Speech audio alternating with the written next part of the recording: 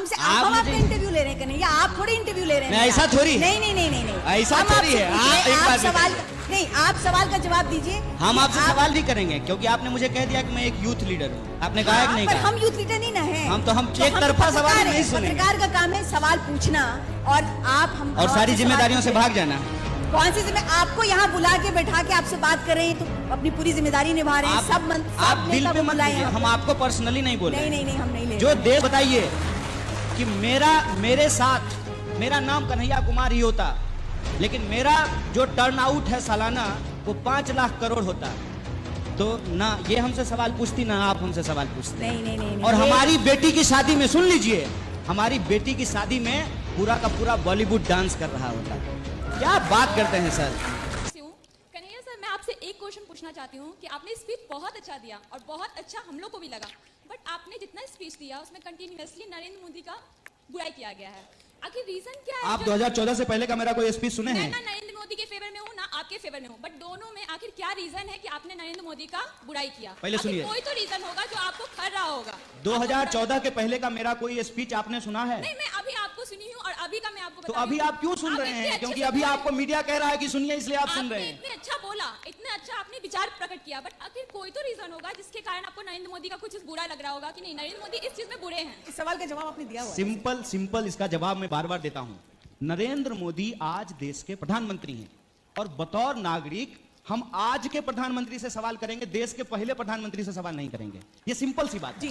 और रही बात मेरी वफादारी पे, यदि आपको शक है, सिंपल समझ लीजिए कि मैं एक पार्टी के खिलाफ हूं और दूसरी पार्टी का अंध समर्थक हूं, अगर ऐसा आपको लगता है तो 2014 में हम पैदा नहीं हुए थे, हमारा जन्म जो है उससे पहले हुआ है।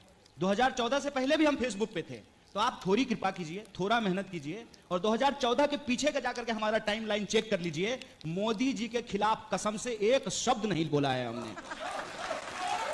किसके शिकार हो गए हम? क्यों? जब गुजरात के वो चीफ मिनिस्टर थे तो क्या उनमें आपको कोई बुराई नजर नहीं आई? अरे गुजरात के जो सीएम हैं उनका तो भाषण सुन लीजिएगा, माने मोदी जी जब सीएम थे, और आज के पीएम का भाषण सुन लीजिएगा, तो हमको तो कुछ करना ही नहीं पड़ता है। Gujarat CM, when Narendra Modi was the CM of Gujarat, is completely adverse with current PM. In what sense? जैसे गुजरात के सीएम का भाषण सुनिएगा, जब वो नरेंद्र मोदी जी थे वहां के, तो वो आधार के खिलाफ थे, आज क्या है? समर्थक। जब वो सीएम थे तब कहते थे कि मनमोहन सिंह प्रधानमंत्री हैं और सीमा पे इतना बड़ा हमला हो गया है, सीमा आपके नियंत्रण में है, आप जो है कुछ क्यों नहीं कर रहे हैं? आप बात सीधे पलटती हैं। तीसरा सवाल, जीएसटी का विरोध करते थे मोदी जी, आज समर्थन नहीं कर रहे हैं। नरेंद्र मोदी की पेट्रोल का जब दाम बढ़ता था तो वो प्रधानमंत्री से इस्तीफा मांगते थे और स्मृति जी अपना चूड़ी भेजते थे प्रधानमंत्री को। आज क्या कर रहे हैं? ठीक है, पर कन्हैया देश 2014 में नहीं बना है, देश का इतिहास हजारों साल पुराना है। ये इनकी बेईमानी है कि ये इतिहास को 2014 से देखना चाहते हैं। 2014 से पहले भी 2014 से पहले भी इस देश का प्रधानमंत्री का विरोध हुआ है क्या? इस देश में इंदिरा गांधी जी का विरोध नहीं हुआ, पीवी नरसिम्हा राव का विरोध नहीं हुआ, मनमोहन सिंह जी का विरोध नहीं हुआ, तो मोदी जी का विरोध कर रहे हैं तो कौन सा अपराध कर दिए हैं ये तो बताइए। मोदी जी देश है क्या? मोदी जी देश नहीं है ना, तो मोदी जी का विरोध करना देश विरोध कैसे हो गया, ये हमको समझा दीजिए जरा सा। और रही बात आपके पास क्या अल्टरनेटिव है, वो सवाल पूछे, हम आपको अपना अल्टरनेटिव बताएंगे। लगाए जाते हैं कि आपको अपने जात की वजह से आपको ज्यादा पॉपुलैरिटी मिली, तो आप इससे कितना सहमत रखते हैं या फिर नहीं? और दूसरी सवाल ये कि जैसा आपने कहा कि ये मीडिया जो जिस तरह से दिखा रही है, जो प्रचार जिस तरह से बढ़ा है, ये और ये कह सकते हैं कि जिस तरह से पॉलिटिकल कंसल्टेंसीज जो आई हैं, जिस तरह से नेताओं को बेच रहे हैं, मतलब दिखा रहे हैं ये प्रोडक्ट अच्छा है, ये प्रोडक्ट आपका बेस्ट है, तो आप कितना समझ, आपसे मैं ये जानना चाहता हूं कि ये जो प्रचारवाद बढ़ा है, ये जो प्राइवेटाइजेशन बढ़ा है पॉलिटिकल कंसल्टेंसीज के रूप में, वो कितना जिम्मेवार है लोगों के सपनों को बेचने में और हम लोग हमारे हम हो गया, आपका सवाल समझ में आ गया, आपका सवाल समझ में आ गया कन्हैया। देखिए, सबसे पहली बात तो ये है, मैंने आपको शुरू में ही कह दिया कि मैं इस पूरे खेल में शामिल नहीं हूं, मैं उस खेल का शिकार हूं। अब आप उसको यूं समझ लीजिए कि मुझे क्रिकेट खेलना नहीं आता, मुझे क्रिकेट देखना पसंद है और मैं जो है बैठ करके मैच देख रहा हूं।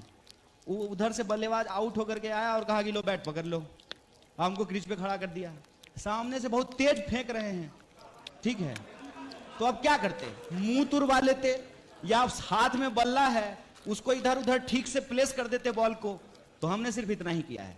मैं आपको बता देता हूं, और यह सरकार जिन सामाजिक मुद्दों को दबाना चाहती है उसके चलते जेएनयू को एक सॉफ्ट टारगेट बनाया गया। रही बात कि आपकी जाति की वजह से आपको ज्यादा पॉपुलैरिटी मिली, इस बात से आप कन्विंस होते हैं?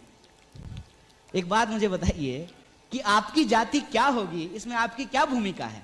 अगर मेरी जाति का फायदा तो उठता ही, हम लोग सबको उठाए। मेरा रूपा झा है तो कई जगह पे हमको पता है कि मेरे उस झा से हमको फायदा उठा होगा। नुकसान? हाँ? महिला होने का नुकसान?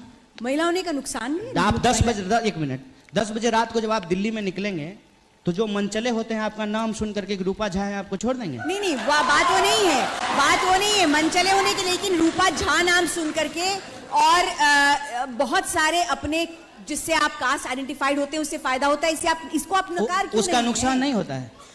वो आप कह रहे हैं कि आपकी जाति का आपको नुकसान हुआ है? होता है कि नहीं होता है? नहीं नहीं, आप हमसे हम आपका इंटरव्यू ले रहे हैं कन्हैया, आप थोड़ी इंटरव्यू ले रहे हैं। ऐसा थोड़ी है। नहीं नहीं नहीं नहीं नहीं, ऐसा थोड़ी है। आप सवाल नहीं, आप सवाल का जवाब दीजिए। हम आपसे सवाल भी करेंगे क्योंकि आपने मुझे कह दिया कि मैं एक यूथ लीडर हूँ। आपने कहा है कि नहीं कहा? हम यूथ लीडर नहीं ना है। हम एक तरफा सवाल नहीं सुनेंगे। पत्रकार का काम है सवाल पूछना और आप हम और सारी जिम्मेदारियों से भाग जाना है। कौन सी जिम्मेदारी? आपको यहाँ बुला के बैठा के आपसे बात कर रहे हैं तो अपनी पूरी जिम्मेदारी निभा रहे हैं।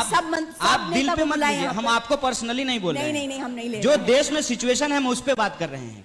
ये नैरेटिव जो ये लड़का सामने से आज बोल रहा है, ये नैरेटिव कौन खड़ा किया है?